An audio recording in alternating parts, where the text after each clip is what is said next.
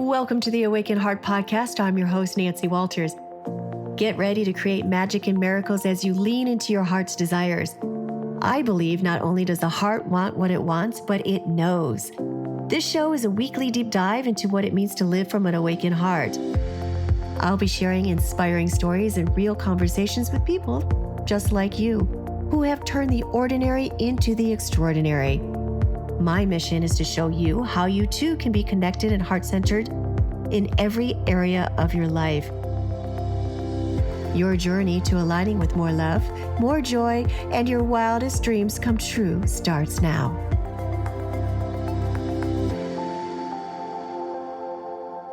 Hello, my friends, and welcome back to the Awaken Heart Podcast. I'm your host, Nancy Walters. Today's conversation is for anyone who has ever felt like something in their body just isn't quite right, but hasn't been able to get clear answers. I'm joined by Dr. Driscoll, an optometrist, researcher, inventor, and what many call the patient's researcher. Her work focuses on the autonomic nervous system and what's often referred to as invisible illness. Conditions like POTS, vagus nerve dysfunction, chronic inflammation, and more.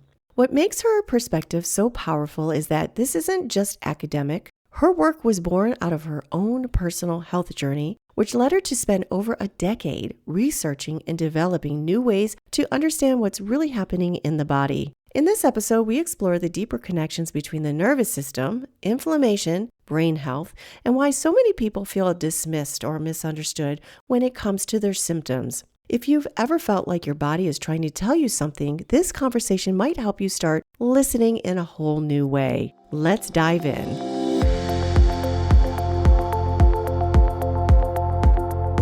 Hello, Diana. Welcome to the Awakened Heart Podcast. Thank you for having me, Nancy. It's an honor to be here. Dr. Diana, I'm really looking forward to this conversation. As I was reading through your work, what stood out to me wasn't just the research. It was the fact that this all came from your own experience, navigating something that wasn't really explained or treated. And I think that's something that so many people are quietly dealing with right now, feeling off in their body, not getting clear answers, and trying to piece things together on their own. And you've taken that journey and turned it into actual solutions, not just for people dealing with POTS, but really anyone who wants to understand their nervous system, inflammation, and how to stay sharp and resilient as they age. So I'd love to start there. What really pulled you into this work on a deeper level? Nancy, I wish I could say I was just always interested in this field.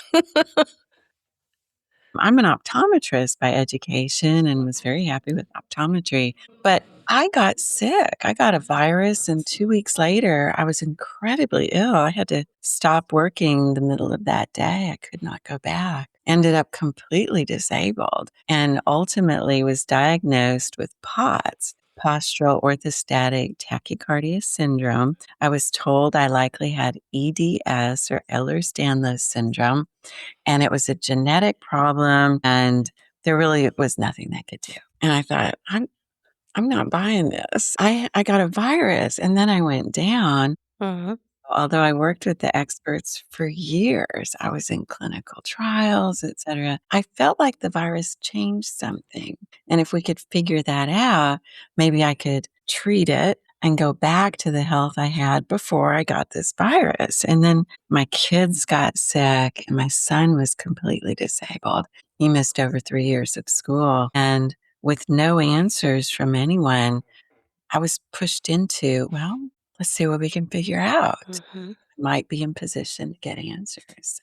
And that's how my journey began in the nervous system. Yeah, so that there was that moment where you realized, I'm going to have to figure this out myself. Am I going to? Because I'm not getting the answers for how I'm feeling. And just, it's crazy how just a virus can just knock you down and then create all these other symptoms that nobody was diagnosing you properly about. It's got to have been so frustrating. So you took us back to when your health started shifting. What were you experiencing, and what exactly wasn't adding up for you? Yes, so many things. The symptoms continued to shift and change over time. I had a spreadsheet of symptoms, and when I go to a doctor, I would pull it up and change it, because it was evolving over time. The virus, I will say, we all got the same virus. We went on this trip. Everybody else recovered. So I can't exactly blame the virus, right? It Hmm. was my body's response to it.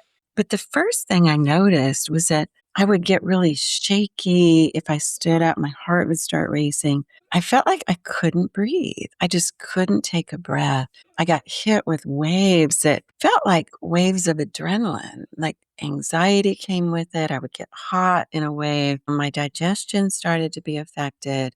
I developed constipation that went episodically with diarrhea, but it went completely into gastroparesis where it just wouldn't move at all. I felt like I couldn't control my body anymore. I couldn't control my thoughts. I couldn't control how anything was working. Blood pressure was weird. My position would change, my heart rate and blood pressure. And it seemed like every system of the body was affected. And I went to literally, I'm not exaggerating, Nancy, probably 50 doctors over the years, ended up in a research hospital where they were doing clinical trials. I worked with them for 3 years, but really what shifted it was the day I was just getting worse every year. And I finally talked to the head researcher and I thought, these are the smartest people.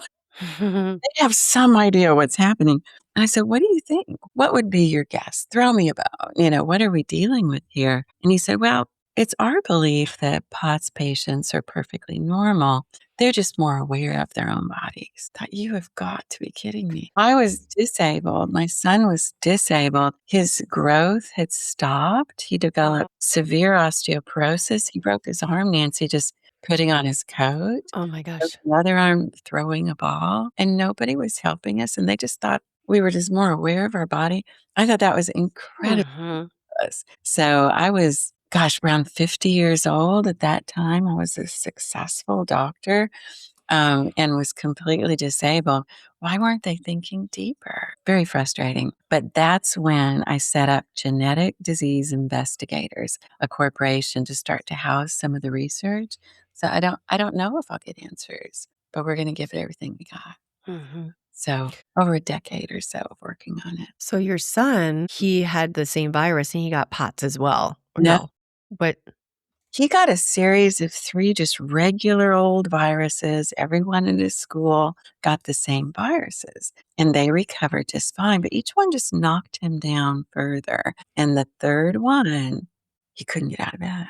And yeah, so again, I kind of shifted to, is there a genetic setup for this? Because we can't blame the virus, right? Other people no. recovered just fine. It was more of our body's abnormal response to these Hmm. infections. And is that a clue? And had to go that direction instead. And do you know, this story, of course, has a great ending. I'm fine, or we're helping patients every day with this. My son is fine. My daughter, who was also sick, she wasn't disabled like my son. She was able to still go to school, but still dramatically affected. We are all fine. Okay, there are ways out of this. Hmm.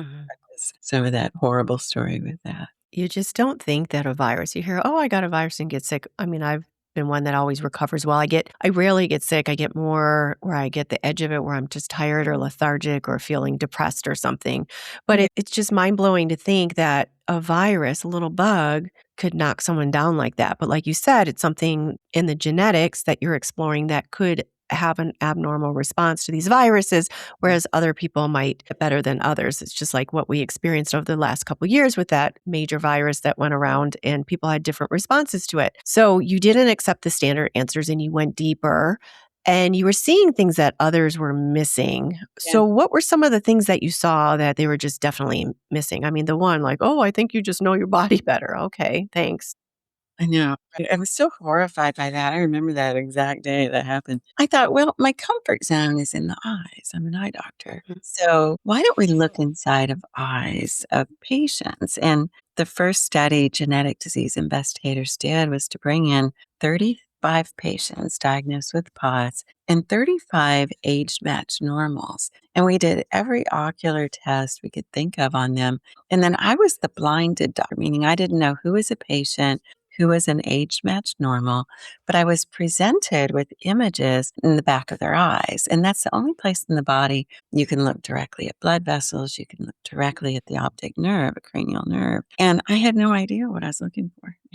What am I supposed to look for? I looked for any sort of pattern and I started to pick up on some things. And I was correct in figuring out who was a patient and who wasn't almost 90% of the time. So then we took those clues and moved to next steps. Everything I figured out, it took so long to figure out. There were years in between each discovery, but eventually we were able to get to the end of it. Yeah. I started with the eyes. It wasn't a place to end, but it was a good place to start. Now, I've heard about looking into the eyes because there's a lot of Chinese doctors that will look into your eye and diagnose you. Did you use a lot of Eastern technologies and it was all genetics looking at the eye? Western medicine. Felt like all the doctors were saying, well, everything looks fine. I said, there is no possible way everything could look fine and you can be this sick. We're not looking in the right places. Yes. So I stayed in Western medicine, but I went deeper into it. Like looking at the back of the eye, I didn't just use the current criteria we would use as doctors to judge vascular health. I went deeper and found that, okay, they may not meet the criteria of abnormal, but why are the veins larger? Why are the arteries smaller? Why is there propensity to develop arterial plaque formation, even in children? Even in my 9-year-old son, why would he be developing plaque? So I could stay in Western medicine, but just went further into it than anyone had gone before. So many misunderstood diseases and diagnoses, something like POTS. Why do you think conditions like POTS or vagus nerve dysfunction are still so misunderstood? Yes. It's these groups we'd say invisible illnesses, which of course they're not invisible. Doctors need to shift how they look for markers for these, right? But what I ultimately found was the diagnosis of POTS is not a good label. That is not a disease, right? You can't catch POTS from someone. It's a presentation. It is a fast heart rate upon standing, upon being vertical, but it doesn't say why. And in each case, the heart is reacting to something. In each case, you have to figure out what is it reacting to and what other damage is that doing to the body. And that only is the only way to figure out, could we lay out a treatment plan? And then the heart rate normalizes when the underlying problems are figured out. So every case is extraordinarily complex, but there's always a reason for POTS. So I think a lot of the labels we deal with these invisible illnesses like chronic fatigue syndrome, fibromyalgia, don't even get me started on some of those. It's unfortunate that they're not objective. I would love to see them based on objective markers, preferably found like in the blood and the genetics, and tie it all together and say it's not the patient's fault. It isn't a weak female, depressed. It's a medical condition. And understanding the propensity for this in some populations, we no longer blame the patient for their own illness. Right. Yeah. It's interesting that you're just saying that about blaming the patient. I've just been going down at night watching YouTube and watching back when like 1888 England or the royal family and like inbreeding and then, them losing their children at childbirth and then any ailments or illness, if their child died, it was blamed on the woman. Everything, like the horrible lives these women lived. Like they were literally signed over to be property of whatever. It is a business transaction and how horribly women were treating. So that just reminded me about, it's your fault your child died. Or, it's your fault they died later in life. Or it's witchcraft or something like that. So, Isn't that great? I still feel like we're in the dark ages. Yeah, we I wasn't are. aware of that until I got sick. I mean, I'd always been an entrepreneur. I worked for myself. I didn't have to, answer to anybody. So I wasn't really aware that there was that much. It is. Yes. And I thought, okay, I have this condition. Nobody has answers, but I'm a doctor. I was healthy. I'm almost 50. This is a great opportunity for them to get answers. No, it wasn't. So then I think I didn't have a chance of getting the help I needed. And I should have, I think, been given that ability. So somebody like a 13-year-old girl or something, she definitely has no chance of getting that. And the flippancy with these psychiatric diagnoses on these patients is Here's a pill. flabbergasting to me. Mm. I remember one doctor early on, I was just starting to recognize that a lot of my symptoms were autonomic. I took that spreadsheet of symptoms and I went, what are commonalities? There's a lot of autonomic symptoms here. And I went and saw a doctor and he goes, well, let's check your hormones. I said, and it was kind of snarky, but I was so aghast. I said, the last time I looked, hormone changes don't cause autonomic dysfunction. What the heck, And then the hormones were fine. And of course, they Mhm. had the answers. But I was just starting to recognize that the gaslighting, as you mentioned, Mhm. the lack of authority by the patients, if they're female, was astounding to me. And if you don't have a sense of self and Yes. sovereignty for yourself and you just follow along what these doctors are telling you, because a lot of them don't know, obviously, you went Right. to 50 doctors, you're going to be overly medicated, treating the wrong conditions, harming other parts of your body, thinking that you're to blame, something's wrong with you, and you go into this whole spiral. I feel very fortunate that I got sick before my kids got sick. I look back on that and I think if all the doctors are saying, well, everything looks good, all you can sense is the anxiety, the depression, these changes in mood. Would I have wondered if they were just going crazy? I don't think so. I like to think that, but I do wonder. But I had gone through it. I knew this was medical. We could just Mhm. blow past all that. But I did feel for people who don't have that sense of self, as you described. Eventually, I knew it was medical. I walked away from everything they were trying to do, which included many surgeries. And had I done those surgeries, I probably would have been, hamburger meat ultimately. It was very difficult to walk Yeah. away from the top mind Yes. in the world on this and go, no, you guys are all wrong.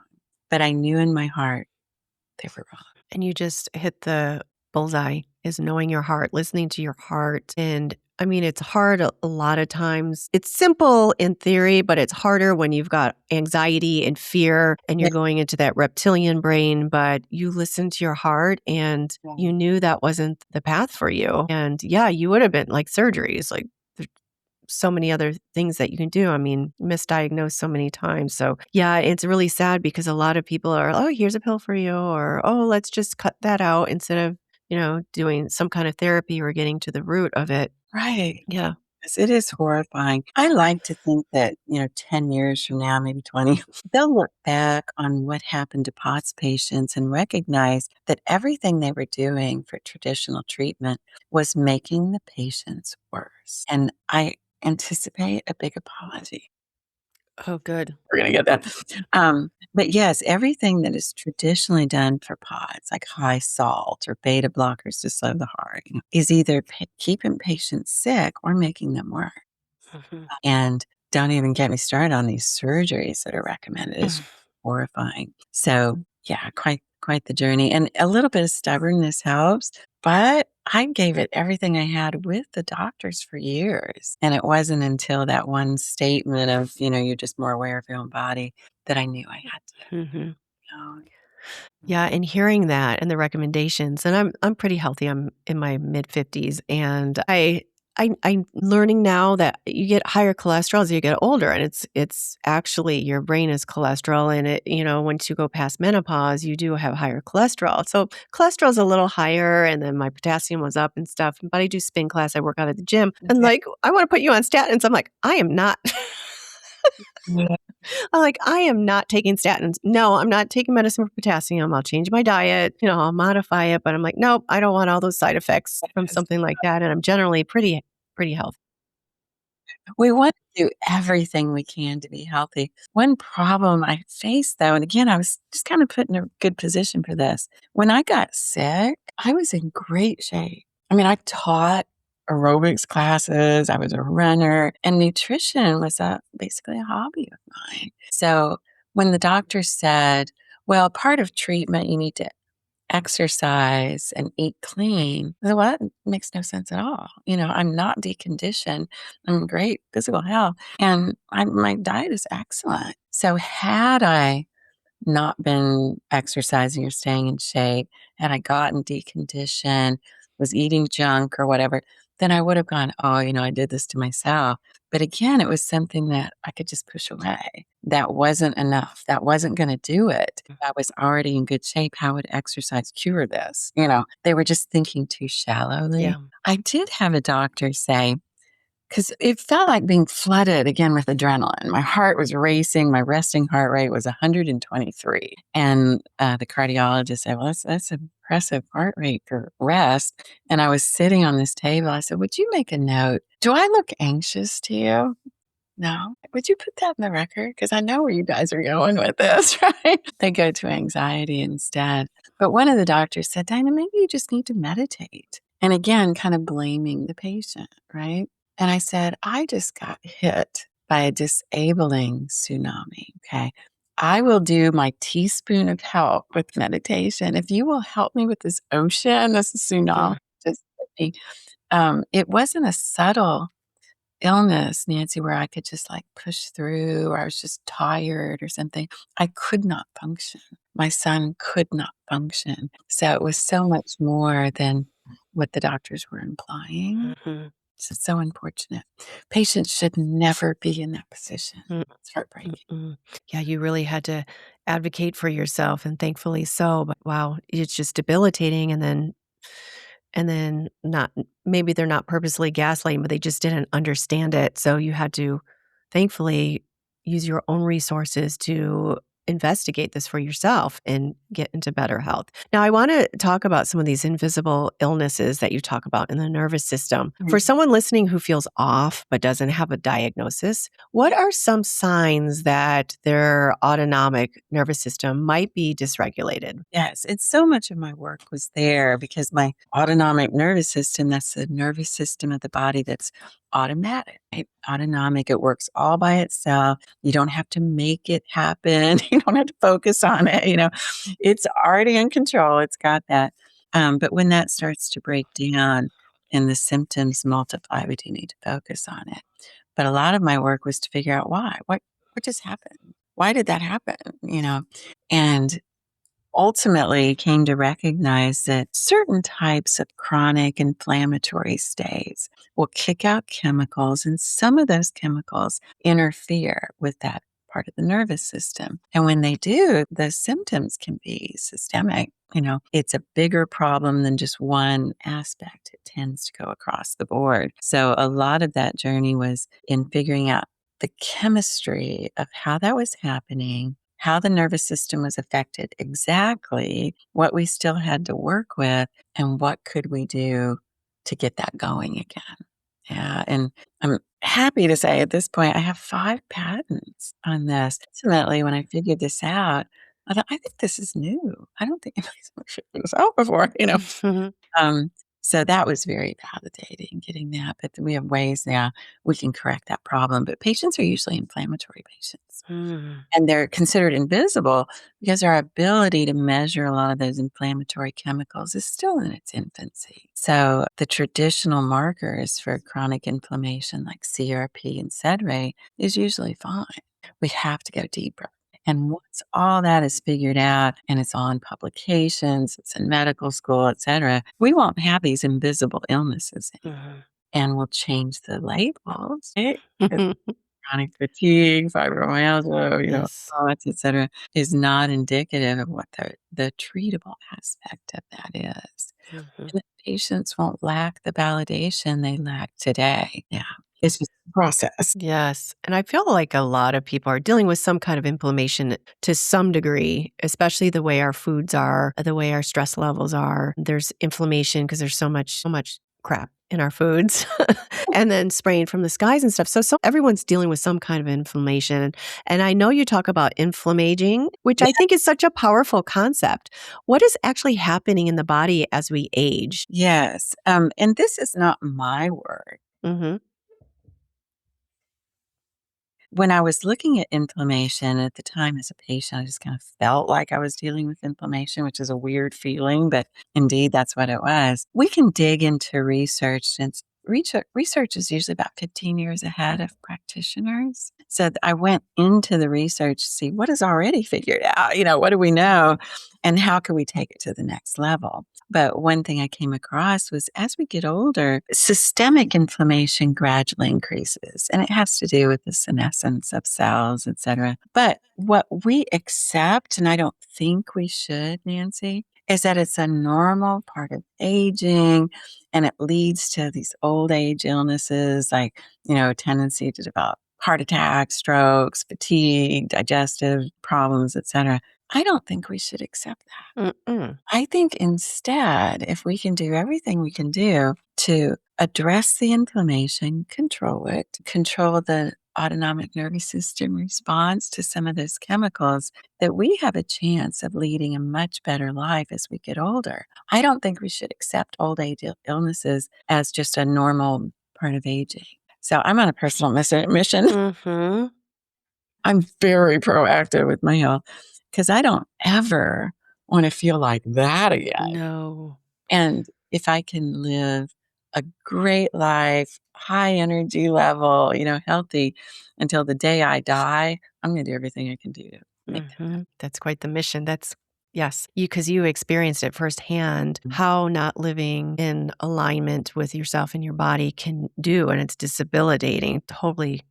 Yeah. What can you do? I mean, when you're not feeling good, like nothing else matters. Money, things, nothing matters. And I know there's people that are dealing with inflammation right now or these unknown symptoms, and they're going through a lot of what you've gone through about being, not having a diagnosis for these things. What are some things people are doing daily that are quietly increasing inflammation without realizing it? Yes. And this is a little tricky because I want to approach patients like at POTS care. We approach them from the inflammation is increasing, but a lot of that is not your fault. If it's a diet or clean eating or whatever, that's great.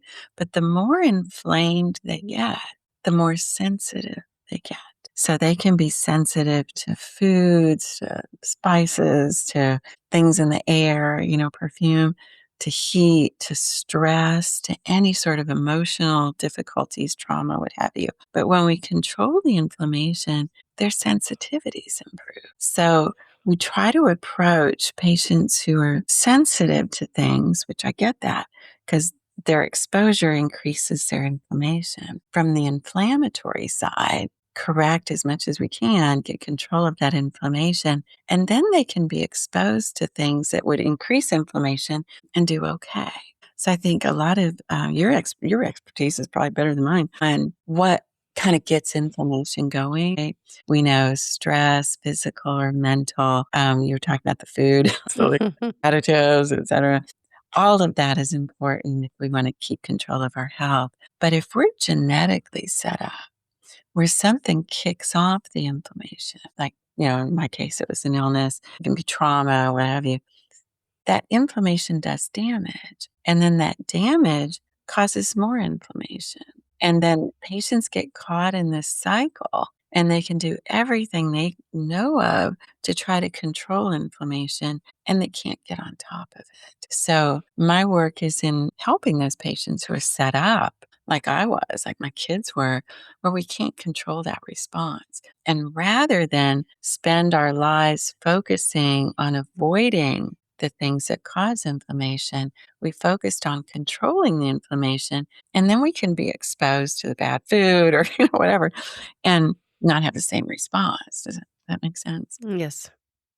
I do think we all need to do everything we can to maintain our health. But I unfortunately see so many patients who've done everything that we know of to control inflammation, and they're so sick, right? Mm-hmm. So there's usually a hang up genetically, and we want to help them with that. I'm so happy to do that. Yeah, I know people that are gone to so many doctors and they're hopeful and then it just ends up making them feel worse than they did before. And Yeah. I know with inflammation that you've also worked with Ehlers-Danlos syndrome, EDS. How Mhm. does that connect to the nervous system and inflammation? Yes. And I can hardly wait to release more information on this. But when I got sick, the doctors at the research hospitals, I asked them, why is it that someone wouldn't recover from this? I don't get it. And they said, well, some patients with EDS, Ehlers-Danlos syndrome, don't seem to recover. And they checked me for that. They did skin biopsies. We ended up checking all the blood vessels in my body. Those were fine. And they said, okay, well, your collagen is abnormal. It's a connective tissue problem. It's genetic. So what's happening over time is that the collagen in the blood vessels is weakening. It's getting more lax, and blood tends to pool, and you're developing POTS. So there's really nothing you can do about that. I said, okay, where are the genetics of this? They said, oh, we don't know that. I go, one, why don't you? And two, if it's a genetic problem with collagen, are we ignoring any genetics that could weaken collagen that could be treatable, like an inflammatory problem? Chronic inflammation affects connective tissue. We know that. Could it be a genetic problem that's inflammatory and you're seeing the results of it? Or could it be both? Could it be that there's a genetic problem with the structure of collagen connective tissue and a problem with inflammatory states where it's worsening that? And they go, yeah, we don't know that. That was another part of the strange journey. So I said, I know it sounds right to you that a gradual laxity of the blood vessels would cause POTS, but there is nothing gradual about this. I got a virus and 2 weeks later, I'm disabled. And then I watched my son, he's 8 years old, get those 3 viruses and just got sicker and sicker. Said it wasn't gradual. It seems to have had a trigger. And I want to try to dig deeper. So part of my research was to look into the collagen inside blood vessels and learn that, okay, well, this isn't right. It's a different type of collagen in the blood vessels. So unless I had something like Marfan's or Lloyd's-Dietz syndrome or what have you, and I didn't, the collagen in the blood vessels shouldn't be affected. Okay. So they were just kind of glossing over some of this, going to a conclusion that was scientifically incorrect. They weren't even thinking deeply about this, and they blamed a genetic issue improperly. So EDS is another condition. We want to change the labels. I have a chapter, the book I put out, gosh, it's been 15 years, Nancy. It was called The Driscoll Theory, The Cause of POTS and EDS. And I'm happy to share that with anyone. But I had a whole chapter on where we went wrong with EDS. We're saying it's a genetic problem of connective tissue without the evidence of that and ignoring any treatable aspect of that condition. So it's another thing, we need to change the labels and only say it's a genetic problem when we can locate those genetic issues, right? Because so many patients are told, like I was told, but I didn't believe it, but they do, that, oh, you have a genetic problem, so there's nothing you can do, which is breaking, right? Very. Yes. Yeah. So it sounds like you found there's a bigger picture.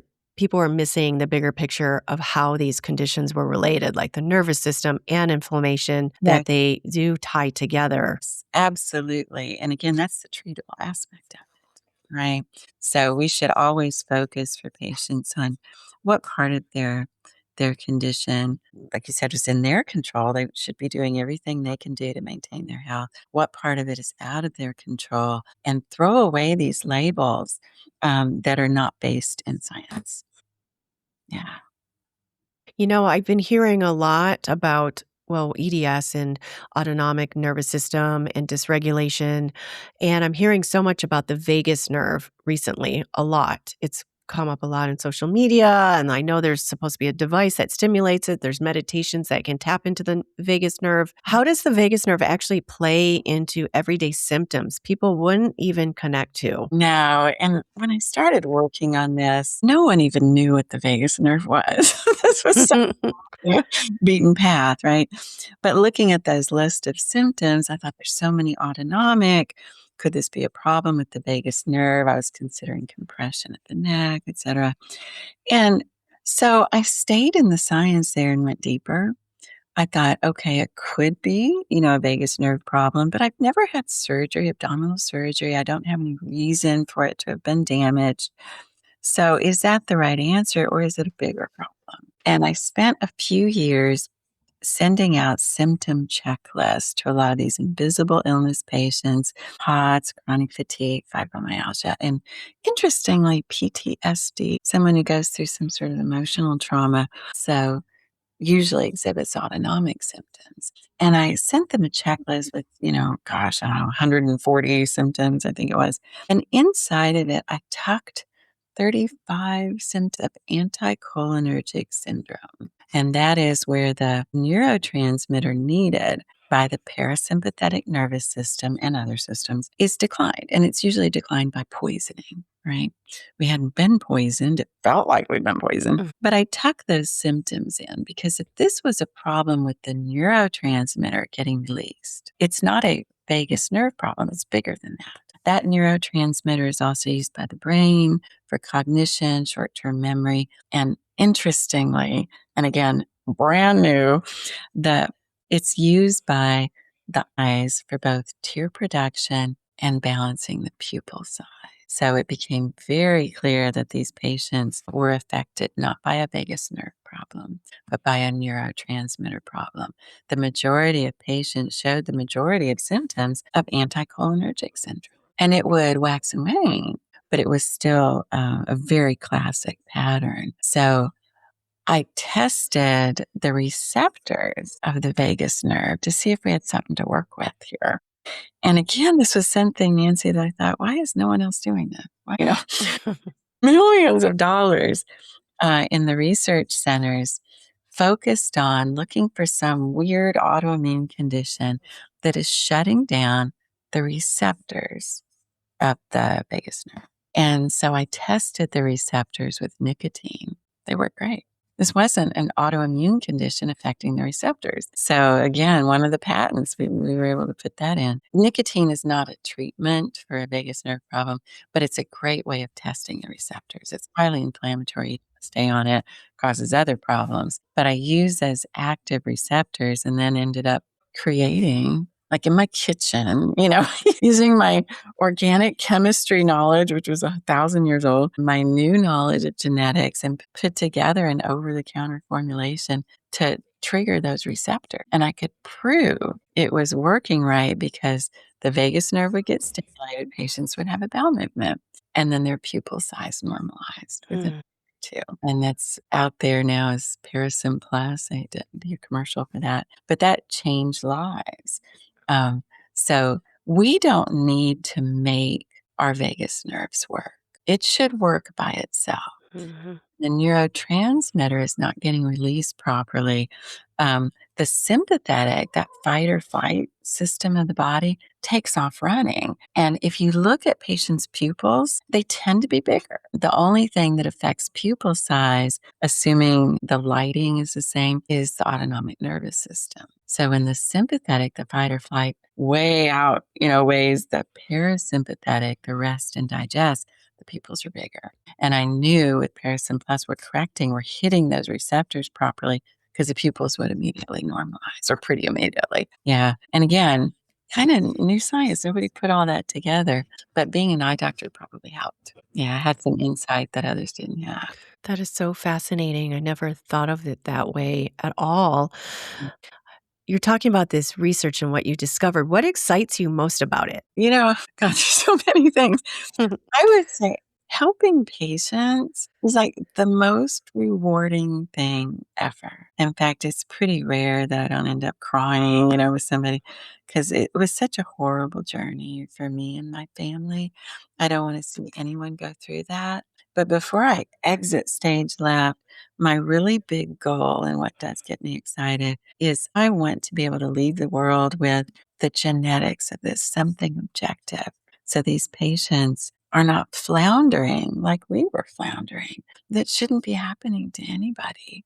So to make a difference and kind of come for full circle, being able to take it back to the eyes, which was an amazing thing to happen, is extraordinarily rewarding for me. So I get excited about changing how this is being viewed, diagnosed, and treated. Yeah. It's really powerful. And what would you say to someone who feels dismissed or unheard of? Yes. Nobody's listening to them in their health journey. So important. Never give up. Something is up. And just because you don't have all of your answers right now and your doctors are floundering, it doesn't mean there isn't an answer. So there were so many dark times with me and my family during those 10 years or so, so many dark times. No one could come to me and say, your son's going to be okay. You're going to get answers. You're going to be healthy again. But I really want patients who are dealing with something, if they don't have their answers, know that there are answers. Don't give up. Yeah. Mhm. Give up. So, if we were to zoom out for a moment, what does true wellness mean to you now beyond just being symptom free? Yeah, the recovery of my kids. Yeah. Probably the most rewarding thing ever. I bet. Yeah, absolutely. Mm. Well, this has been wonderful. I would love for my audience to know how to either work with you, find some of your research, and find your books, if you have a website, you Yeah. know. I'm in a few places. Potscare.com is Okay. probably the main one. I set up a Patreon account called Pots Rebels, and I'm putting everything Cute. I can find in there. So that's been great. We meet every couple weeks or so, and I can answer questions and offer help and hope for those people. And then Peristim Plus, that gets the autonomic nervous system working, is at vagusnervesupport.com. Okay, wonderful. Wonderful. And I will put all that information in the show notes.